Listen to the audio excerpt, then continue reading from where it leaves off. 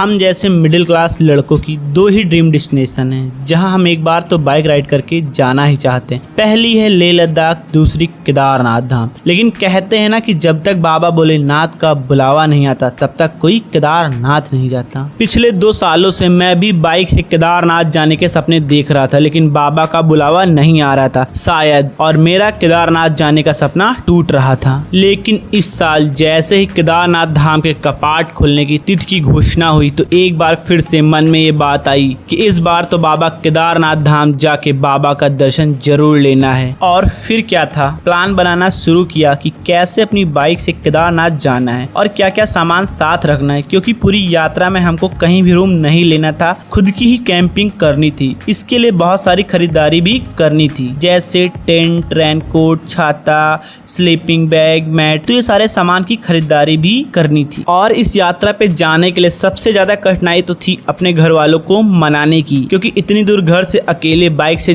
जाने के लिए घर वाले पूरी तरीके से मना कर रहे थे। और लखनऊ से केदारनाथ की दूरी लगभग 750 किलोमीटर के आसपास है। इतनी ज्यादा बाइक को भी अकेले मैंने पहले कभी पहाड़ों पे नहीं चलाई थी, तो घर वाले बराबर मना कर रहे थे। लेकिन बहुत ज्यादा मनाने पर घर वाले मान गए और केदारनाथ धाम जाने की इजाजत दे दी। तो चलो आपको भी लेके चलते हैं इस सुहाने सफर में, क्योंकि ये सफर कोई आम सफर नहीं है। बहुत से यंगस्टर इस सफर के सपने देखते हैं लेकिन जा वही पाते हैं जिन्हें केदारनाथ बुलाते हैं। तो दोस्तों इस सफर में बने रहिए आखिर तक, क्योंकि इस सफर पे आना और जाना ही नहीं है, भोलेनाथ की परीक्षाएं भी है। और इन परीक्षाओं में हम कैसे सफल हुए ये भी आपको दिखाते हैं। और ये सफर सिर्फ आपको दिखाते नहीं है, महसूस कराते हैं। और ये मेरी कहानी नहीं, हर उस भक्त की कहानी है जो केदारनाथ जाना चाहते हैं। तो आखिर तक बने रहिए। हर हर महादेव। ये है अपनी बाइक जिस पे लद चुका है सारा सामान, और अब हम घर से निकलते हैं मम्मी पापा का आशीर्वाद लेके। आज हमको अपने घर से हरिद्वार तक कवर करना है, जो कि लगभग 550 किलोमीटर के आसपास है।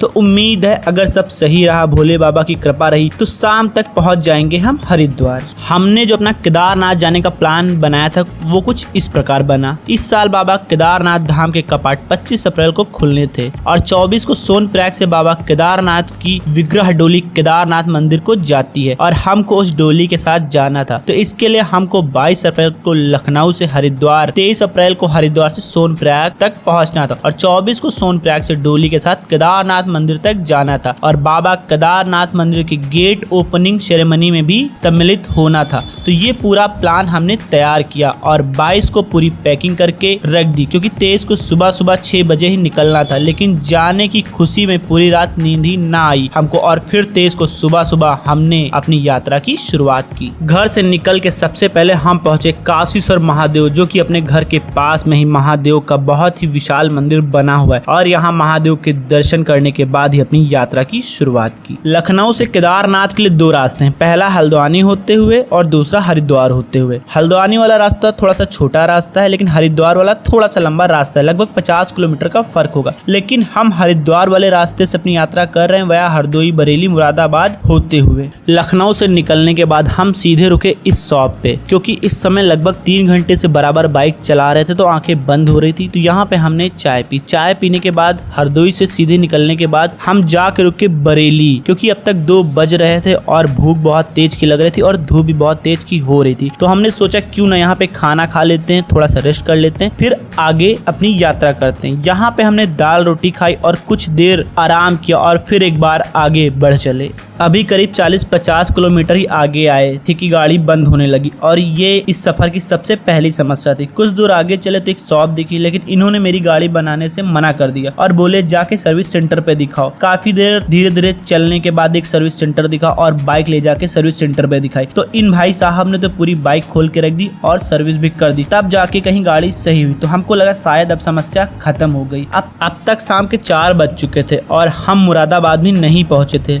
अभी लगभग आधा सफर बाकी था और ये भी नहीं पता था कि आगे और कौन कौन सी समस्याओं का सामना करना पड़ेगा। एक बार फिर से बाबा केदारनाथ का नाम लिया और बाइक पे पूरा सामान सेट किया और चल पड़े हरिद्वार की तरफ। लेकिन अभी 10 से 12 किलोमीटर आगे आए तो फिर से एक बार बाइक बंद होने लगी, और फिर जब एक बार बंद हुई तो स्टार्ट ही नहीं हुई। फिर एक बार सर्विस सेंटर की तलाश शुरू हुई। भोले बाबा महाराज पूरे तरीके से अपने भक्त की परीक्षा ले रहे थे और साथ भी दे रहे थे। कुछ देर पे ही सर्विस सेंटर मिल गया और फिर से बाइक सही कर दी गई। लेकिन अब तक शाम हो चुकी थी और हरिद्वार करीब 210 किलोमीटर था भी, लेकिन मन में प्रण था कि आज ही हरिद्वार पहुंचना है। तो चलते रहते हैं केदारनाथ भगवान का नाम लेकर। इस बार गाड़ी बनवाने के बाद रास्ते में कहीं भी गाड़ी ने दिक्कत नहीं दी और करीब 3 से 4 घंटे कंटिन्यू हम बाइक राइडिंग करते रहे। अभी करीब रात के 10 बजे होंगे और इस रास्ते पे जिस पे हम जा रहे हैं 1 या 2 गाड़ियां ही आते जाते दिखाई दे रही थी और इस वजह से थोड़ा डर भी लग रहा था क्योंकि अनजान रास्ता था और पूरी तरीके से सुनसान भी। अभी करीब रात के 11 बजे होंगे और हम पहुंच चुके हैं हरिद्वार। ये है हर की पौड़ी, जहाँ अब काफी कम भीड़ हो चुकी क्योंकि अब रात के 11 बज रहे हैं। तो इस समय अधिकतम लोग अपने होटल में पैक हो जाते हैं या फिर सोने के लिए चले जाते हैं। तो इस समय भीड़ बिल्कुल भी देखने को नहीं मिली हर की पौड़ी पे। तो हमने भी हर की पौड़ी पे जगह देखनी शुरू की, आखिर कहाँ पे टेंट लगा सकते हैं और कहाँ पे आज नाइट स्टे कर सकते हैं। काफी देखने के बाद गंगा नदी के किनारे एक जगह मिल गई जहाँ पे मैंने अपनी बाइक लगा दी और टेंट लगा दिया। टेंट लगाने के बाद सामने ही होटल थी जहाँ से खाना खाया। खाना मात्र यहाँ पे 60 रुपए का था और खाना खाने के बाद सोने चले गए क्योंकि सुबह बहुत जल्दी उठना था और केदारनाथ के लिए निकलना था। दूसरा दिन 23 अप्रैल। आज सुबह सुबह आँख खुली तो बज चुके थे 9। रात में सोए तो सीधे 9 बजे ही आँख खुली। जल्दी से टेंट समेटा, गंगा जी में डुबकी लगाई और तैयार हुए और निकल पड़े आगे की यात्रा पे। तो रात में नाइट स्टे हमने हर की पौड़ी पे किया था और अब ये पुल पार करके हमको पहुंचना है ऋषिकेश हरिद्वार हाईवे पे और आगे इसी ऋषिकेश से आगे रुद्रप्रयाग होते हुए हमको पहुंचना है सोनप्रयाग। हरिद्वार से निकलने के बाद हम सीधे ब्यासी में रुके क्योंकि पेट में चूहे उथल पुथल मचा रहे थे। तो ब्यासी में इस होटल पर रुक के पेट पूजा की, फोन चार्ज किया क्योंकि जब आप सोलो राइड करते हैं, रूम कहीं नहीं लेते हैं, तो ऐसे में जहां आप रुकते हैं वहीं आप फोन चार्ज कर सकते हैं और यही ऑप्शन आपके पास होता है। अभी ब्यासी से कुछ दूर आगे आए होंगे तो ये भाई साहब हमको मिले जिनकी उम्र 17-18 साल होगी और कारनामा ये अपनी उम्र से बहुत बड़ा कर रहे थे। ये भाई साहब आसाम से साइकिल से केदारनाथ धाम जा रहे थे बाबा के दर्शन करने के लिए। तो इसके लिए तो 1 लाइक बनता है, मतलब 1400 किलोमीटर साइकिल चला के केदारनाथ जाना, ऐसा सिर्फ भोलेनाथ के भक्त ही कर सकते हैं। इन भाई साहब से मुलाकात करने के बाद हम आगे आकर रुके सीधे देवप्रयाग में। यह है देवप्रयाग, यहाँ पे अलकनंदा और भागीरथी नदियों का संगम होता है। यहीं से आगे दोनों नदियों के संगम के बाद आगे की नदी को गंगा नदी के नाम से जाना जाता है और यहाँ का जो नेचर व्यू बहुत ही शानदार है। और यहीं पे एक पास में लॉज भी बनी है जहाँ पे मात्र 300 रुपए में नाइट स्टे करने की व्यवस्था भी की जाती है। देवप्रयाग से आगे श्रीनगर तिलवाड़ा होते हुए पहुँच गए हम गुप्तकाशी। गुप्तकाशी पहुँचते पहुँचते 2 बज चुके थे और भूख भी बहुत तेज लगी थी। तो गुप्तकाशी में यहाँ रुक के खाना खाया। 150 रुपए थाल के हिसाब से खाना था, लेकिन खाना बहुत ही जबरदस्त था। पेट भर गया। फिर कुछ देर गुप्तकाशी में थोड़ा सा रुके, फोन को चार्ज किया और एक बार फिर गुप्तकाशी से आगे केदारनाथ की तरफ हम बढ़ चले। जब आप हरिद्वार से केदारनाथ के लिए बाई रोड जाते हैं तो तिलवाड़ा तक रास्ता बहुत अच्छा बना हुआ, लेकिन तिलवाड़ा से गुप्तकाशी का जो रास्ता था ये थोड़ा सा खराब था, इसलिए इसमें थोड़ा सा समय भी लग रहा था। गुप्तकाशी से चलने के बाद करीब 1.5 घंटे में हम लोग फाटा, रामपुर, सीतापुर होते हुए पहुंच गए सोनप्रयाग। ये है सोनप्रयाग। यहाँ पहुंच के देखा तो तैयारियां बहुत तेजी से चल रही थी क्योंकि यात्रा शुरू हो रही थी और यहाँ पे सिर्फ 6 महीने ही यहाँ के लोगों को रोजगार मिलता है। सोनप्रयाग में पहुंचने के बाद सबसे पहले इन बच्चों से मुलाकात हुई जो कि हमको देख के बहुत ज़्यादा खुश थे। कुछ देर इन बच्चों के पास बैठने के बाद सबसे पहले अपने लिए जगह देखनी थी कि आखिर आज रात में अपना टेंट कहाँ लगा सकते हैं। कई लोगों से पूछने के बाद बताया गया कि अभी पार्किंग में जगह है तो वहाँ जाके आप अपना टेंट लगा लेंगे। तो हम चल दिए पार्किंग की तरफ और आके यहीं पे अपना टेंट लगा दिया। अब आगे अपने खाने की तैयारी करनी थी तो सबसे पहले मैंने सोचा कॉफ़ी बना हैं। फिर जल्दी से अपना ये छोटू सा गैस निकाला और ये इसका छोटू सा सिलेंडर और छोटू बर्तन निकाल के कॉफी बनाने में लग गए। हम पहली बार सोलो ट्रेवलिंग कर रहे थे और अपने हाथ से कुछ बनाने जा रहे थे। ये मेरा फर्स्ट एक्सपीरियंस था, लेकिन फर्स्ट टाइम में बहुत अच्छी कॉफी बनाई थी मैंने और यहीं प्रकृति के मजे लेते हुए टहल के बहुत अच्छे से मैंने अपनी कॉफी इंजॉय की और फिर निकल गए सोनप्रयाग कुछ देर घूमने के लिए और वापस सीधे शाम को 7:30 या 8 बजे नीचे नीचे आए अपने टेंट पे, क्योंकि अभी अपने लिए रात का खाना भी बनाना था। रात में खाने में हमको बनानी थी मैगी, तो हम लग गए बनाने में मैगी। करीब 8 से 10 मिनट में ही अपनी मैगी तैयार हो गई। फिर मैंने मैगी खाई। मैगी खाने के बाद जो बर्तन थे उनको साफ किया और फिर सीधे सोने के लिए चले गए, क्योंकि सुबह सुबह हमको निकलना था केदारनाथ मंदिर के लिए, क्योंकि गौरीकुंड से सुबह सुबह ही डोली निकल जाती है।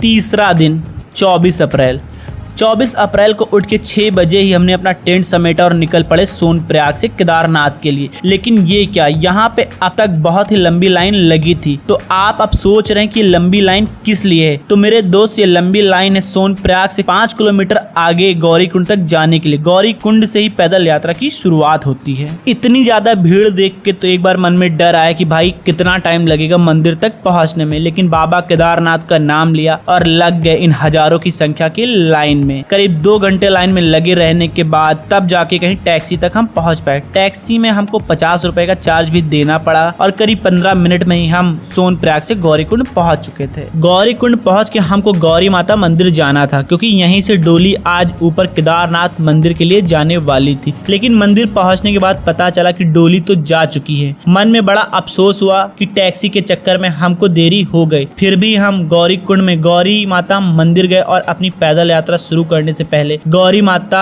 का आशीर्वाद लिया। और यहीं पे गौरी माता मंदिर में भंडारा भी चल रहा था, लेकिन भीड़ बहुत ज्यादा थी तो यहाँ पे हम प्रसाद भी नहीं ले पाए। तो बिना प्रसाद लिए ही हम गौरी माता मंदिर से निकले और अपनी पैदल यात्रा की शुरुआत की। गौरी कुंड में छोटी सी मार्केट है और रुकने के लिए होटल और गेस्ट हाउस भी बने हुए हैं। गौरी कुंड में आगे आने के बाद घोड़ा पड़ाव पड़ा। जिन लोगों को घोड़े से जाना होता है यहीं से वो घोड़े से आगे अपनी यात्रा करते हैं। हमको तो पैदल ही जाना था, फिर भी सोचा चलो रेट पूछ ही लेते हैं कि जो लोग घोड़े से जा रहे हो कितना खर्च कर रहे हैं। रेट सुन के तो भाई हमको बहुत ज्यादा लगे। मतलब ऊपर तक जाने के लिए आपको 2700 रुपए देने पड़ेंगे अगर आप घोड़े से जाते हैं। इतने के पेट्रोल में तो भाई हम लखनऊ से केदारनाथ, तो केदारनाथ से लखनऊ पहुंच जाएंगे, हमारी ट्रिप भी कंप्लीट हो जाएगी। और यहीं से शुरू की फिर अपनी पैदल यात्रा, साथ में अपना सामान जिसका वेट लगभग 25 किलो से ज्यादा का रहा होगा। करीब 2 घंटे की पद यात्रा करने के बाद हम पहुंचे जंगल चट्टी। जंगल चट्टी में कई सारी दुकानें हैं। यहाँ गौरी कुंड से आगे आके पहली जगह है जहाँ खाने पीने की सुविधाएं थी। लेकिन हमको अभी नहीं रुकना था तो हम जंगल चट्टी में नहीं रुके, हम आके रुके सीधे भीमबली में, क्योंकि यहाँ पे एक जगह गर्मा गर्म पकौड़ी बन रही थी। तो भैया हम ठहरे लखनऊ से, तो खाने के मामले में सबसे आगे हैं। तुरंत ही सोच लिया कि अब तो आगे तभी जाना है जब ये गर्मा गर्म पकौड़ी खा लेना है। तो पकौड़ियों के लिए वेट भी करना पड़ा। जब गर्मा गर्म पकौड़ी पेट के अंदर गई तभी हम आगे भीमबली से आगे चले। भीमबली से पैदल चलते चलते हम पहुंच गए रामबाड़ा। ये है रामबाड़ा। यहाँ देख के ये एहसास हुआ कि 2013 की आपदा कैसी रही होगी, क्योंकि आज 10 साल बाद भी रामबाड़ा पूरे तरीके से जस का तस है। और 2013 की आपदा यहाँ पे विनाश की गवाही दे रही थी। बस नाम मात्र की यहाँ पे कुछ दुकानें थी, जहाँ पे कुछ देर यहीं रामबाड़ा पे हम शांत मन से खड़े रहे और 2013 की आपदा के बारे में सोचते रहे कि कैसे एक रात में हजारों लोगों की जान चली गई थी। कुछ देर बाद में अपनी इन बेकार की भावनाओं से बाहर निकला और सोचा आगे चलते हैं, क्योंकि अभी रास्ता बहुत है और कठिन है। जबकि मैं आप लोगों को बता दूं, रामबाड़ा तक में हमारा शरीर पूरी तरीके से थक चुका था, लेकिन बाबा केदारनाथ का नाम लेके धीरे धीरे मंदिर की तरफ कदम अपने मन से ही बढ़ रहे थे। लेकिन रामबाड़ा के आगे का रास्ता कठिन है और ऊपर से साथ में 25 kg का बैग, तो अब चलने भी थोड़ी थोड़ी दिक्कत का सामना करना पड़ रहा था। लेकिन हम भोले के भक्त हैं, कहाँ रुकने वाले थे। चलते चलते पहुंच गए छोटी लिंचौली से आगे, जहाँ पे ये भाई लोग मिले तो सोचा इनसे बात कर लेते हैं। छोटी लिंचौली के बाद हम पहुंचे बड़ी लिंचौली और ये लोग छोटी लिंचौली से ऊपर चल रहे हैं। कुछ भैया लोग मिले, इनसे पूछते हैं कैसा लग रहा है। कैसा लग रहा है भाई? बहुत अच्छा लग रहा है, बहुत अच्छा लग रहा है। ट्रैकिंग टफ तो नहीं लग रही? नहीं, हमारा तो मजा आ रहा है। पहली बार आए आप लोग? हां, पहली बार। तो कितने बजे चले थे नीचे से? 10:30 पे चले थे। हाँ, और यहाँ आ गए खाना खा के। अभी टाइम भाई ये 10:30 पे चले थे, यहाँ आ गए। मैं 8 बजे चला था, मैं अभी यहीं। छोटी लिंचौली के बाद हम पहुंचे बड़ी लिंचौली और यहाँ के नज़ारे ने तो भाई मन मोह लिया, क्योंकि यात्रा शुरू करने से पहले बिल्कुल नहीं सोचा था कि इतनी ज़्यादा बर्फ़ देखने को मिलेगी केदारनाथ की यात्रा पे। बड़ी लिंचौली से आगे करीब 1 किलोमीटर आए होंगे कि भूख बहुत तेज से लगी थी। सोचा कुछ खा लेते फिर आगे चलते हैं। तो अभी खाना खाने के बाद हम एक बार फिर से आगे चल रहे हैं और जैसे जैसे आगे जा रहे हैं वैसे वैसे बर्फ की मात्रा भी बढ़ रही थी। पहले जो रास्ता है उसके एक तरफ ही बर्फ थी, लेकिन अब रास्ते के दोनों तरफ बर्फ ही बर्फ थी, जो कि इस पूरी केदारनाथ घाटी की सुंदरता में चार चांद लगा रही थी। और इतनी ज्यादा बर्फ होने की वजह से यहाँ पे एनडीआरएफ की टीम भी तैनात की गई थी, क्योंकि कोई भी अनहोनी अगर होती है तो उनकी सहायता के लिए एनडीआरएफ की टीम हमेशा सतर्क रहती है। तो इन रास्ते भर सुंदर सुंदर नज़ारों के मजे लेते हुए, फोटो अपने खिंचवाते हुए और वीडियो शूट करते हुए हम पहुंच गए भैरो गधेरा। भैरो गधेरा ग्लेशियर है एक, जो कि केदारनाथ यात्रा के रास्ते का सबसे खतरनाक ग्लेशियर है। यहाँ पे कभी भी बर्फ नीचे आ जाती है और इस बार तो पूरे ग्लेशियर को लगभग 40 फीट तक काट के रास्ता बनाया गया था। भैरो गधेरा से पूरी घाटी बहुत ही सुंदर दिख रही थी। तो आपको भी कुछ व्यूज दिखाता हूँ। अभी हम पहुंच चुके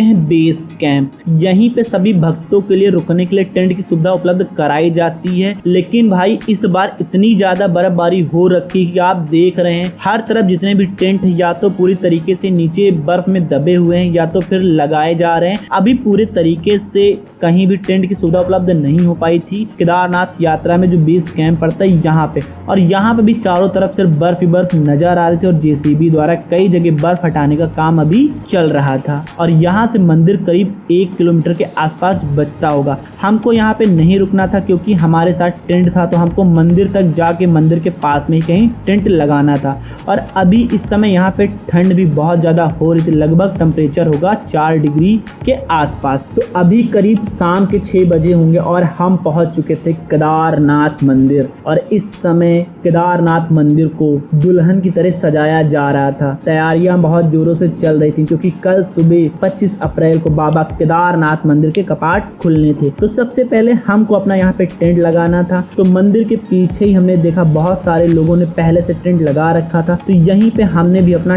टेंट लगा दिया। टेंट लगाने के बाद यहीं पे खाने पीने की व्यवस्था की और यहीं पे नाइट स्टे हमको करना था। आगे के वीडियो आपको मिलेगा केदारनाथ यात्रा पार्ट 2 में, जिसमें आप देखेंगे आखिर कैसे सजावट होती है केदारनाथ मंदिर की, आखिर कैसे खोले जाते हैं कपाट और कैसे इतनी ठंड में हमने अपनी रात गुजर की। रात भर बर्फबारी भी हुई थी और इसमें बहुत ज्यादा ठंड का सामना करना पड़ेगा। तो ये सारी चीजें आपको देखने को मिलेंगी नेक्स्ट पार्ट में। तो जिन भक्तों ने अभी तक हमारे चैनल को सब्सक्राइब नहीं किया है, चैनल को सब्सक्राइब कर दें ताकि सबसे पहले आपको इसका नेक्स्ट